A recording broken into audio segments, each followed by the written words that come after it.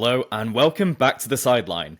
I'm Rory Jones, and today I'm joined for the first time by a former teammate of mine, Dom Corbett, a fellow NFL analyst and content creator. So first of all, Dom, welcome to The Sideline.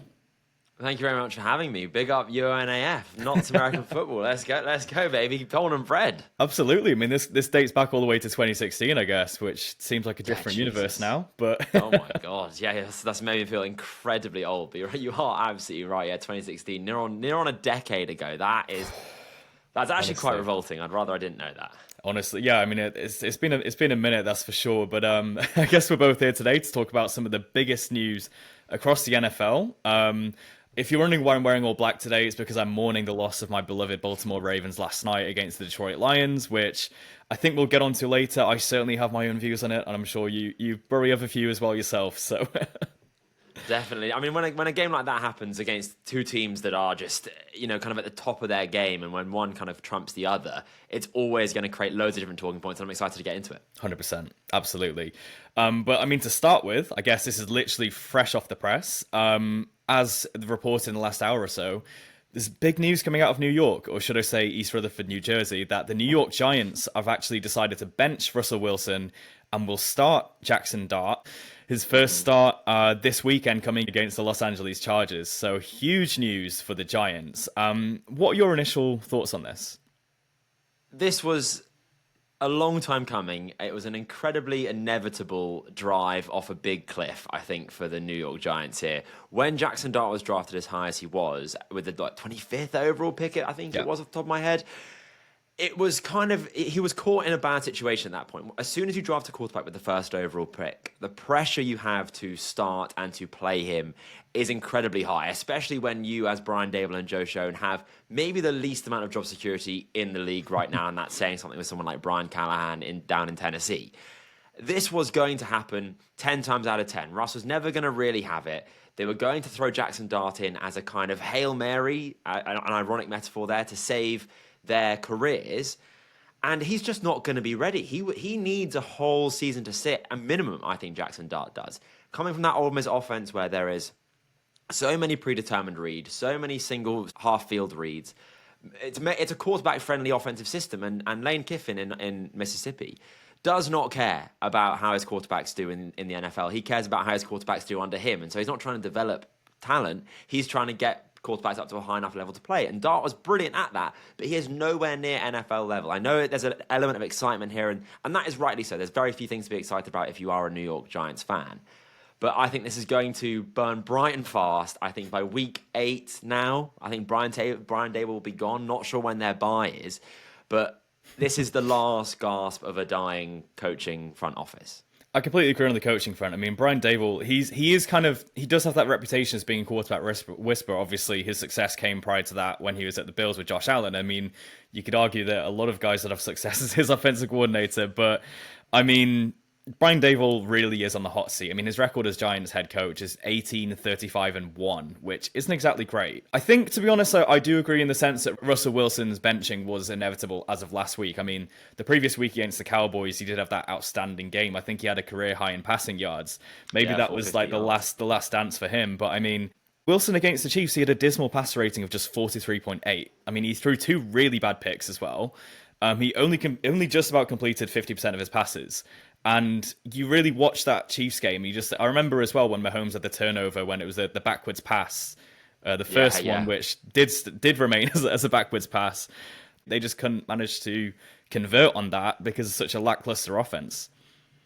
It's also, I think there's quite a lot to say about the defense. I hate the fact that Abdul Carter, Dexter Lawrence, Brian Burns, and Darius Alexander are not all on the field together rushing the passer. I hate the fact that Abdul Carter is basically a middle linebacker playing QB spy half the time. Let that guy pin his ears back. The Giants are trying to kind of save their season by layering incompetence, it seems. The first thing I would do as Brian Dable is I would fire Shane Bowen, the defensive coordinator, and I would try and that would probably buy you a week or two. It would help Jaxson Dart a little bit more. You'd say to the sideline, to Jaxson Dart in the quarterback room, look, Jackson, you're going to be ready to start in about 2 weeks' time. Be ready. Get the offense in your head. Get together. We're going to give you more reps in practice and training. That would have been the first port of call for me if I was Brian Dable. But I also think the idea that he is a quarterback guru is a bit of stolen valor at this point. When Daniel Jones has left to go to Indianapolis and he looks like the third best quarterback in the league currently, how much of a quarterback whisperer are you really? If you can't get kind of anything out of him, he has changed. I mean, look at the amount of players that have left New York and look completely different. Daniel Jones right now is playing at an MVP level. Let's call a spade a spade. You've got Xavier McKinney. He was playing at a Defensive Player of the Year level. You leave New York. Saquon Barkley. He's Offensive Player of the Year in Philadelphia. You leave New York. You leave the New York Giants specifically, and you become a better player. And I think so much has to do there with ownership and with the front office. And as I said, I think everyone is a dead man walking there. I mean, think it's almost like one of the biggest glow-ups of all time, right? I mean, Daniel Jones has gone from being, this kind of perceived to be very mediocre quarterback in New York. He got paid the massive contract, and I think 23 played on that contract last year, and then just really capitulated. Ends up signing with the Vikings for the back end of the season, and now he's just been given a fresh start. And I think you're right that it's such a bad indictment on the Giants. I mean, I also think of Shern as well, who you touched on earlier. I mean, I'm honestly surprised he's still there. I mean, just on the Saquon Barkley fiasco alone, the guy who literally was part of a documentary in which he's kind of quite glibly talking about how he can let Saquon go and he trusts in Daniel Jones. It's Jones's era and he trusts in the O-line. I mean, what offensive line he's talking about, I'm not really sure. But you look at Saquon Barkley's glow up last year and you look at Daniel Jones's glow up this year and you honestly think, what is going on there? It's almost like a fish tank that everything that goes in there is just badly affected. It's just something that permeates New York for some reason. The metaphor that I would use here is kind of like when you're on a hot air balloon and it's running out of air and you've got to kind of shed the weight or you're all going to die. If I'm Brian Dable and I'm on it, I'm throwing Shane Bowen over there immediately. I'm then throwing Joe Schoen off of it as well. And then I'll throw Russell Wilson. That would be the order in which I kind of shed weight to try and sort of save the season, keep the metaphorical air balloon afloat here. And it just kind of seems that he's started in the wrong direction. And there's kind of nowhere for him to go now. You can't really pass the buck if Jaxson Dart doesn't look good. Because, you're going to go to Jameis? You're going to put Russ back in? The fans aren't going to let you bench Dart again. And now they've got high expectations. No one really had high expectations with Russ. And he kind of surpassed them in one game, undersold himself in the next game. But it's Russell Wilson. No one's really expecting that much from him at this point in his career. People are going to expect you to win games now. Win games with Jaxson Dart as a rookie. And that is just simply not going to happen. It's also kind of like giving the fans what they want, whether or not that's actually beneficial for the team. I mean, there's been so much good press coming out of New York ever since Jaxson Dart has turned up there. I mean, his aura is perceivably quite high. And I think it's quite a feel-good factor. But I agree with you, whether that actually translates to success on the field and any kind of tangible changes that we're seeing in their offensive output is yet to be seen. I look at Malik Neighbors as well. We all know what he can do in terms of when he is getting the ball. I mean, we literally saw it in the previous week. He had like 176 receiving yards. But in the last game, just 2 receptions for 13 yards. He's obviously a first-round receiver who seemingly has all the talent and credentials, but he's just not getting the ball. He is really damn good, man. I love Malik Neighbors, and it is a damning indictment, I think, of the state of the offense when he's not being the focus of it. Even someone like Wan'Dale Robinson has really stepped up. My issue with the Giants last year was that if you covered Malik Neighbors, if you bracketed him, or if you had a safety over the top, or whatever it might have been, double him in some way, have a linebacker over there, whatever it might be, you completely kneecap the Giants' offense. Now Wan'Dale Robinson's emerged. Cam Siatabu looks like a really good running back. There's kind of other weapons on that offense now. And so for him to be shut down as badly as he is, I think and for the player that he is, considering you can throw him screens, you can have him running deep posts, you can have him running hitches, slants, genuinely any sort of route, any sort of way you can think of getting a receiver the ball, you can do with Malik Neighbors. He's a true modern receiver. He can get yards after the catch. He can separate deep down the field. He ticks every box for me. The fact that he's only getting, sub 30 yards, 2 receptions, is bonkers, and something is wrong. It's so inconsistent as well. I mean, also spoken like a true former wide receiver on someone who's able to run the full route tree. Not his finest. But I mean, I do completely agree in terms of getting the best out of some of these weapons. And I mean, it's yet to be seen. I mean, what happens against the Chargers as well? I mean, you're really feeding them to the Wolves, aren't you? I mean, that's one of the best looking teams so far in the NFL this season. But I guess moving on to another team that will be desperate for a win this weekend is the Ravens. Looking back at last night's result, obviously the Detroit Lions defeated the Ravens 38-30 in Baltimore on Monday Night Football for the world to see. Huge result, I guess, for the Lions, and obviously a number of talking points around it. What were some of your key takeaways from last night? That I think I was a bit of a Lions hater, and I think I've already had to eat my words here. I said all off season on the different channels and social things I do that I think the Lions are poised for massive regression. They've lost both of their coordinators, a la the Eagles in 2023, when they, yes, had a great record, but then imploded in their first playoff game. I thought that the loss of Frank Ragnow was going to massively destabilize Jared Goff and therefore the entire offense. And well, I'm just obviously completely wrong. And I thought after week one that I was right and I was ready to do my victory laps. And I'm quite glad now in hindsight that I did kind of held off on that, because the Lions look like they haven't missed a step. Obviously against the Bears, that's a kind of revenge game. They're really amped up for that. You can kind of maybe think there's some high variance football going on with the Lions. But to beat the Ravens in prime time pretty handedly, I think they look like the better team on both sides of the ball for most of the game. It's just the Dan Campbell machine keeps rolling on, and he has built the best culture in the NFL. And when I first started kind of getting into kind of content creation and kind of thinking about the game on a higher level, I thought, those silly talking points about culture and the leader of men, like people care about winning. But really, like to turn a franchise like the Lions around, who have genuinely been over the last 2 decades, one of the most downtrodden, awful, depressing football teams, up there only with the Browns, dare I say, off the top of my head. 100%. He's completely turned them around. It's unrecognisable there. He's got Amon-Ra St. Brown and Khalif Raymond blocking 20 yards down the field in an explosive Montgomery run. He's got Jameson Williams 30 yards down the field blocking as well. Like the buy-in from the players is so clear on the product that's on the field that the Lions really feel like the most cohesive football team in the league right now. They're all singing from the same hymn sheet.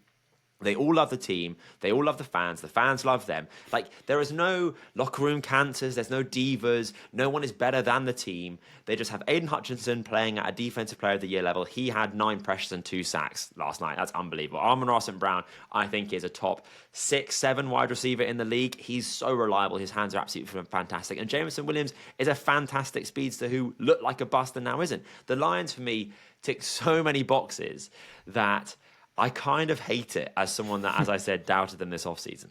Was it mainly the Dan Campbell effect? I mean, to be fair, you weren't alone in that. When he first came in, there was so much meme potential there. When he has that opening press conference, I think was this the back end of 2021 or 22, I think, and he's up there. I mean, he's up there talking about biting off kneecaps and how all this kind of like every cliche in the book is the most kind of like football guy in inverted commas that you could imagine. But to be fair, they're living and breathing it. I mean, I was surprised the amount of times they go for it on 4th down. I mean, against the Ravens, the Ravens defense, I think, were giving up an awful lot last night, to be fair. But the fact that they would just continue to roll the dice every time, and it just looked, they didn't even flinch on some of those as well. You'd see 4th and 4, 4th and 5, and you already know what's coming. It's just, that's what makes Campbell so good, though. It's his reliance on those 4th down decisions. He trusts analytics, he trusts his players, he trusts his coordinators, he trusts their play design. We've seen so many teams in the league. The Ravens were one of them when Harbaugh decided to punt in week 1 against the Bills, and they lost the game. Like, analytically, that's how you get an edge. And I find it crazy that football coaches are so stuck in their ways. They're like, football's not played on spreadsheets. It's like, yeah, okay, but like this is quite literally going to give you an edge. And I hate the whole, they went for it on 4th down and they didn't make it, therefore it's a bad decision. I think that the decision to go for it on 4th down, if the analytics says is the right one, is always the right one. The difference between, I think, a coach that's all in on that kind of analytics drive is one that says, okay, it's 4th and 3. We've got a perfectly schemed up play right now that is going to be open 99 times out of 100 unless some defensive player makes an incredible play or we mess it up on our side of the ball. Those are the plays that you run. I hate seeing so many plays, so many coaches make decisions, we're just going to run out the gut on 4th and 2 and hope it works. No, pitch it outside. Have a trick play. Have some, throw it to Penny on a hook and ladder. Do something that makes you more likely to achieve your end goal, which is picking up that first down. And Dan Campbell and the Lions, to their credit, know how to do it every single time. Coming back to the Ravens game, I think one of my main takeaways was I was just incredibly frustrated by the Ravens defense and by the pass rush, or lack thereof completely. I mean, Obviously as a fan of the team who's been watching pretty much every game, it was abundantly clear throughout the entire of last season, especially the playoffs, that we just could not get enough pressure on opposing quarterbacks. I remember the AFC divisional round game against the Bills. Josh Allen played well. I don't think it was the best game he ever had in the playoffs, but he had a solid game. He obviously made the key plays he needed to. We just couldn't get any pressure on him that entire game. And honestly, we had the likes of Kyle Van Noy, who was our sack leader last season. And yes, he was missing for this last game, but you can't be relying on a 34-year-old pass rusher who's way past their prime to kind of lead that. I mean, we had multiple pass rushers, elite ones available this offseason. One of them, Micah Parsons, who we'll come on to later. But when you have a defense in general that's giving up 95 points in the opening 3 weeks of a season, yeah. I mean, Lamar Jackson is a wizard in many ways, but I don't know if he's got a spell to get out of that one. I mean, it's honestly, the Ravens defense, it was just so frustrating to see the field position as well. You could see the Lions pinned back to their 1 yard line at one point. I think another drive started from like the 4 yard line. Yeah. They just surgically make their way down the field, and it just seemed far too easy. I mean, 0 sacks, 0 turnovers. The Ravens felt a bit like, to me, the Packers, in the sense that they don't have like a dude on offense or defense barring their quarterback. Obviously, Derrick Henry's fantastic, but I'm talking about the pass catchers. I think Zay Flowers is a great wide receiver 1.5, but he is not a one in his own right. DeAndre Hopkins, well, it's not pre-COVID anymore. DeAndre Hopkins is nothing more than a wily veteran. And I know that Mark Andrews on his day has has previously been a pseudo wide receiver, but it's also not quite the same thing. And it was the same goes for their defense and their pass rush, which is the sense that Adafio is good. They got Van Noy. They got players that can get pressure, but not someone that offenses have to game plan around and say, we got to block this guy, otherwise he's going to completely wreck our offensive game plan.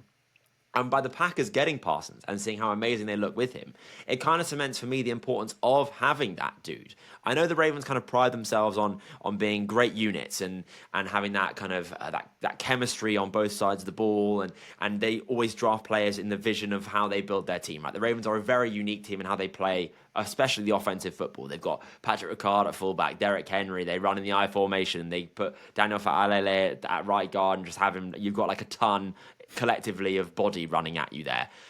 But also, you sometimes do need the guys. And the Ravens, I think, are really lacking firepower, apart from Lamar Jackson. And when Derrick Henry gets shut down in this game, he had 50 yards. 28 of those came on one run. So, after that one run, he's picking up like 1.4 yards per carry, something like that. Who are you turning to? Who's going to be your explosive playmaker? It can be Zay Flowers, but not week in, week out like it is with Jefferson or Chase or even Amon-Ra. So they need to think, I think they need to, if they're going to stumble this year and not make well, they will make the playoffs, I'm sure, and I kind of hope they do, because I do want Lamar Jackson to win a ring. But if they don't then win a Super Bowl, I think they kind of need to go back to the drawing board and think, right, do we need to do an all-in here? Do we need to do an F them picks, and we get all the guys we need to kind of ramp up and get ourselves to the Super Bowl? 100%. I think with Micah Parsons, obviously this is just one player to use as an example, but I mean, there were rumors that Baltimore was one of the destinations he was interested in. I mean, obviously we don't know for sure whether or not the Ravens made approaches or not, but I mean, that's one particular player. He was clearly available for, like, say, at least 2 first-rounders, which I think is what he went for to the Packers eventually. What's wrong with the Ravens just saying, literally, rolling the dice, okay, that's 2 first-rounders for the next 2 seasons. We're going all in this year. We've got Derrick Henry, who's already 31. I mean, we don't know how much more we can get out of him. Yes, he's a freak of nature. He's not a normal human. He's not a normal running back by any means in terms of his durability. You've got Lamar Jackson in his prime. You want to make the most out of this and just really capitalize on it. And it's so frustrating, especially when you're looking at Lamar Jackson. The league's highest passer rating at 141.8. He's got 9 passing TDs, 1 rushing TD, 0 turnovers so far. And yet you've got a defense which is just letting him down. I feel like that could progress to be a really bad theme for the Ravens going forward.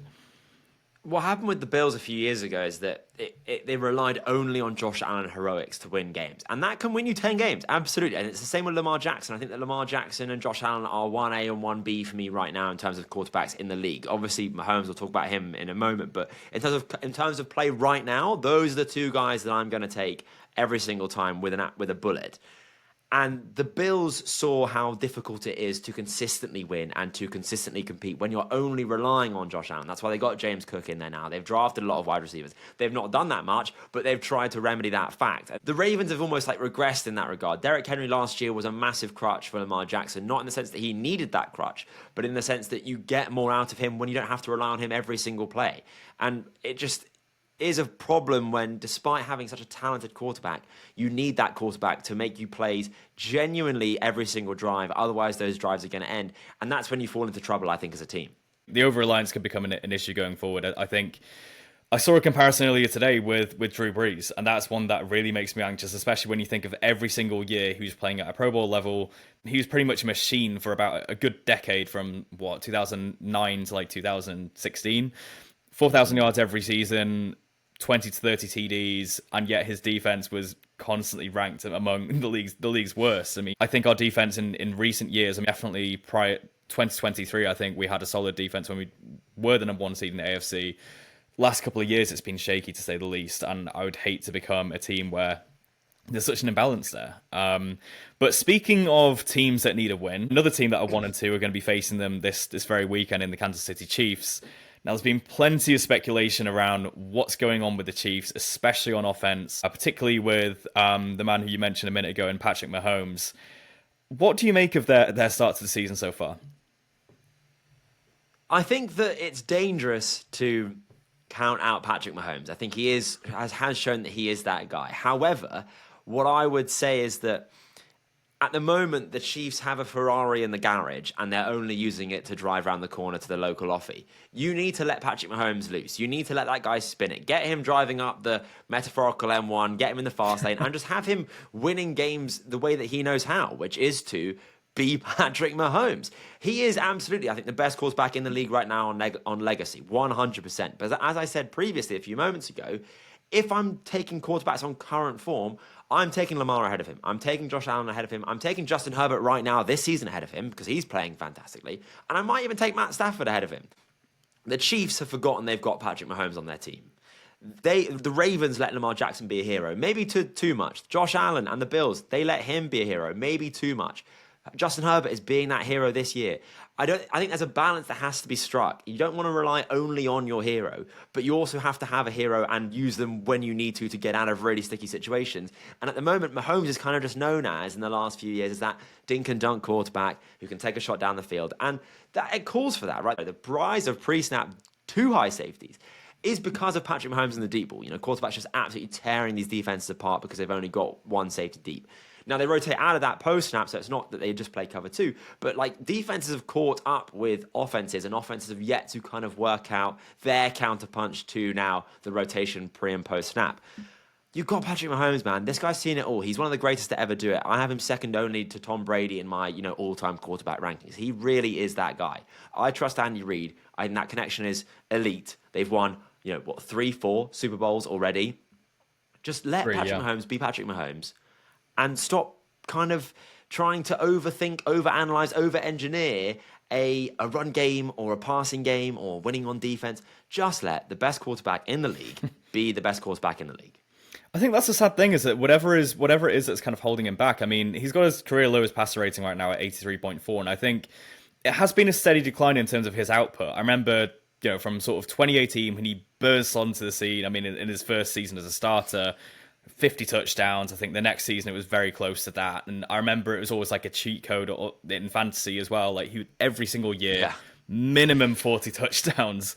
And there was just such a gap as well between him and anyone else, really, in terms of their output. I think one quarterback name which I would throw in there as well, who I'd probably take over Patrick Mahomes, which is controversial. He's not going to play again this season probably, but Joe Burrow, I think, is phenomenal when healthy. But I think when you're looking at his output, it's been a steady decline, and you honestly think, is it anything to do with the pieces around him? And obviously we've got an aging Travis Kelce who's 35 years old, playing the last year of his contract, could be the last year that he plays. You look at some of his other options. Rashee Rice obviously being suspended.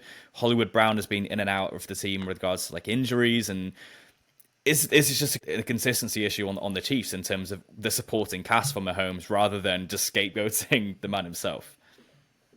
They also lack a dude, right?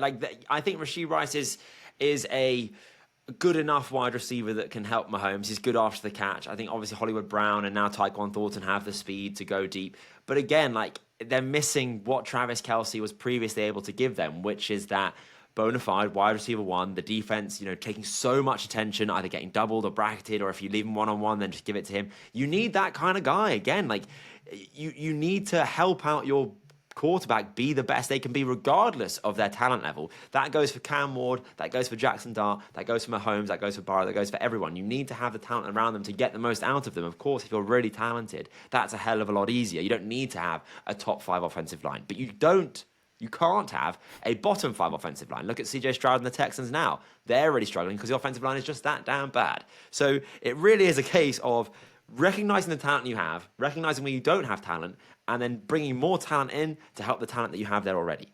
100%.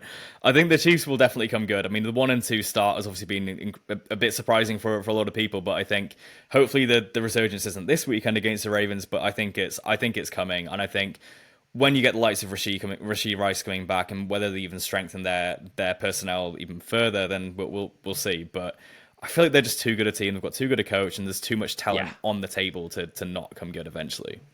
You can't count them out. You can't. No. It's the Chiefs and Patrick Mahomes. What have we learned? Like, I know it's more in game when they're down multiple scores, but this is just a bigger example of that. You just do not count the Chiefs out. Nah, definitely. I think also, speaking of getting the most out of your quarterbacks, on a more positive note, this isn't necessarily a team I root for, but definitely a player who I've rooted for in the last couple of years, because this has been my sort of hear me out opinion that I've had, is that Caleb Williams is literally just too talented to not succeed in the NFL in terms of he can make so many different throws. He looks like such a potent passer at times. I mean, we both saw it probably last year at Tottenham Hotspur Stadium against the Jags, for example, when he shredded that defense. He had 4 touchdowns. I think he's been wildly inconsistent at times, and I think he came into the league with such a high billing out of USC, such a generational prospect, and obviously he had the best game of his career so far as a Bear this weekend just gone. 4 touchdowns against the Cowboys. Do you think Caleb Williams is finally arrived in the NFL, or is it too soon? I think he has. I think that we have seen Tom Brady, right, go on Colin Cowherd's podcast, or whatever it is that it is. The Herd, probably. And he was talking about, Colin said that, that the NFL is at this point now where these players are coming in from college. They've been playing 7-on-7 since before they could walk. They've played 3 seasons in college now because of the NIL, and they come into the league and they should be ready to go. If they're not looking like the guy by Thanksgiving of their second season, I'm ready to cut them loose. And Brady was saying, well, a really key context point there is, have they had the development around them to be able to reach their full potential? Have they had a coach that's telling them how to diagnose defense? Have they had a coach that shows them how to watch plays? Have they had a coach which they can trust and build up that offensive rapport with, who works with their strengths, kind of hides their weaknesses? I would argue Caleb Williams in his rookie season had absolutely none of that. He wasn't taught how to watch tape. He had 3 offensive coordinators in a single year. The spacing from the receivers was all over the place. The offensive line was a total mess. This, for me, in my mind, is Caleb Williams' rookie season, essentially. And the fact that he had a fantastic game against the Cowboys defense. Yes, I know it's the Cowboys. Yes, I know it's a Matt Eberflus-led defensive unit, which is absolutely crazy in the year of our Lord 2025, by the way. But he looks the part. And if you watch his tape coming out of USC, he was so talented. And what was wrong with him wasn't things that had previously been issues. It was his ball placement. He spraying balls all over the shop. And when you watch his tape at USC, that was not the case. It was this, hero ball, holding on the ball for too long. This game, he was absolutely ripping it. And I think what you could see here is, obviously we know that Ben Johnson's a brilliant play caller. He's been the best offensive mind offensive coordinator, let's say, to give Shanahan and McVay their flowers. He's been the best offensive coordinator for the last 2 years. We know he's got the goods. It was interesting to see how you can see that Jared Goff had it between the ears. Jared Goff had the smarts at the quarterback position. He had the short area accuracy. He had the timing. He had the anticipation to keep the offense on track. Caleb Williams has the legs, and he has an absolute howitzer for an arm, and he was spinning it. I mean, the throws that Caleb Williams is able to make across the middle of the field are, I love the Russell Wilson moonball. When it comes off the screen, comes down like a Predator missile or something from Modern Warfare 2. It's gorgeous, right? The Caleb Williams smoke show, I don't know what you call that ball. It's an absolute dart. It's almost horizontal the entire way. It is Yeah. absolutely humming when it hits the receiver's hands. You've got to have some strong hands behind if you want to catch hold of that ball. And it's great to see like that flea flicker, for example, just playing on Caleb Williams' arm strength, letting Luther Burden get down the field. He is really good, and I think that he has a weird agenda against him. I think a lot of first overall picks do. But people just kind of were like, oh, Caleb Williams is bad. He's a diva. He paints his nails. He wears dresses. La, la, la. It's boring. Like, if you watch the tape, he's been doing what he can do. Even last year, there were flashes there. Yeah, it was really ugly, and Caleb, was an issue. But he was a symptom, not the problem. And here now, he's just allowed to be the quarterback that we knew he could be coming out of USC. I think he's definitely something of a maverick. And I think... I do think it's in a lot of ways, in terms of his off-field stuff, he didn't do anything wrong, but... I think some of the comments he made and some reports around him coming out into, out of college into the NFL, I think that just put a bit of a target on his back. I think when there were reports, which I think were probably completely false over him wanting to own a stake in whichever team drafted him. I think also there's maybe a cultural issue with the sort of NIL generation. He's probably the first... That was pretty much the first year of NIL prospects going into the NFL. You have guys who literally could be making... He probably would make more money if he could have stayed at USC for another year. That wouldn't have been the case 10, 20 years ago. I think maybe there was just... I agree with you. People seem to just have an agenda against him for whatever reason. But when you actually watch film and you see the throws he's able to make, I love the cannons. The darts he's throwing over the middle to maybe catching Cole Kmet or a DJ Moore. I think we saw that in London last year against the Jaguars, and I think we definitely saw it again against the Cowboys yesterday. I think he definitely has all the credentials, and the issue with him was consistency rather than actually not being able to do it. I remember the first drive of the season when he just threaded the first 10 opening passes, and he just looked so efficient. And that was honestly me thinking, okay, is this the moment with Ben Johnson? That was his first drive or two with Ben Johnson as a new head coach. Obviously, the guru coming out of Detroit who masterminded their offense. But yeah, I think maybe this is it. Maybe this is maybe this is his true rookie season, as you said. It is, and if this game is anything to go by, he could be one of the best quarterbacks in the league this year. And I don't want to get ahead of my skis. I get burnt way too often with rookie quarterbacks. But I don't think you can put a performance like that down to, it was against the Cowboys defense, because you've still got to make the throws. You've still got to layer it over the linebacker, in front of the safety. You've still got to have the ball placement. You've still got to have the pocket presence. Like, all of those things are still true. You're not playing... It's not like in college when you're playing Thurman or UT Martin. You're not playing genuine, like, future Uber drivers. You are playing NFL professionals who are paid a hell of a lot of money to be very good at what it is they do. And so even against the defense like the Cowboys, who, look, don't get me wrong, leaves a lot to be desired. But it's still an NFL-level defense. So you need to give Caleb his flowers. I think you need to clearly kind of say that he is developing and is improving, because I think that's very much clear. And even if you watch the tape from the game before this one, he had a great game. It just didn't result in the win. So it is a case with Caleb, I think, and the Bears still. They're in a very strong division. They're the only team right now that doesn't have 2 wins. I think AFC North is NFC North, is the only division where like 3 of them have 2 wins. Like, they're damn good teams. It might not happen this year, but I am very encouraged by what I've seen from Caleb Williams so far. Absolutely. I think it's definitely... I feel quite smug about this one because I did take him in fantasy really early this year. I definitely copped a few kind of comments like, why would you do that? And I mean, Joe Burrow got injured and that was my first quarterback taken. So... Definitely, that was a hill I've been more than willing to die on, is that Caleb Williams would come good. And I think this is the beginning of Caleb Williams in the NFL. And I'm looking forward to see what he does this weekend. But looking ahead to this weekend, I mean, there are a few notable matchups to look out for. I mean, one of them, which I think is quite exciting, is the undefeated Eagles and the undefeated Bucks. I mean, that one we definitely want to keep an eye on. I think also another play we've mentioned earlier on today was Micah Parsons making his highly anticipated return to Dallas. This time, of course, in green and gold as a Green Bay Packer. I know you've done some analysis on Parsons before. How excited are you to see him coming up against his former team, see if he can get to Dak Prescott and make a scene there in Jerry World? If the Lions' performance against the Bears as a revenge game is anything to go by, then Micah Parsons might have 10 sacks because he is that kind of player. Jerry Jones is going to be in the stadium. He hates that man. I think Jerry Jones has so much to answer for. He's got blood in his hands with how bad the Cowboys are, how they are basically just a sitcom television show rather than a football team. You will never see a man more fired up in his whole life than Micah Parsons playing in Jerry World against the Cowboys. When, he kind of... Obviously, it's hard to know what went on behind the scenes there. Could we take Parsons' account? You could. I think you have to with a pinch of salt. Could you take Jerry's? You could, but with a massive pinch of salt. We don't know the full ins and outs. But nevertheless, the Cowboys made a massive error in not paying Micah Parsons. I think that is already clear with how he's played already this season. He is going to go in there. If I'm Dak Prescott, I think I might feign an injury. I might go, oh, you know what, coach, my knee's playing up. Oh, yeah, it's not going to happen for me this week. Let's just rest up. Hammy's gone or something. Yeah, Hammy's gone, knee's gone. Say anything. Head's gone because he is going to get absolutely lit up by Micah Parsons. And Dak Prescott is going to feel the wrath of Micah Parsons because of Jerry Jones's idiocy. I do love a revenge game. It's like, I'm trying to think of the T.O. one, for example. I remember when he came back to Philadelphia as a Cowboy and the Eagles fans were just giving it to him the entire game. I think, I agree with you. There genuinely seems to have been a beef there between Jerry Jones and Micah Parsons.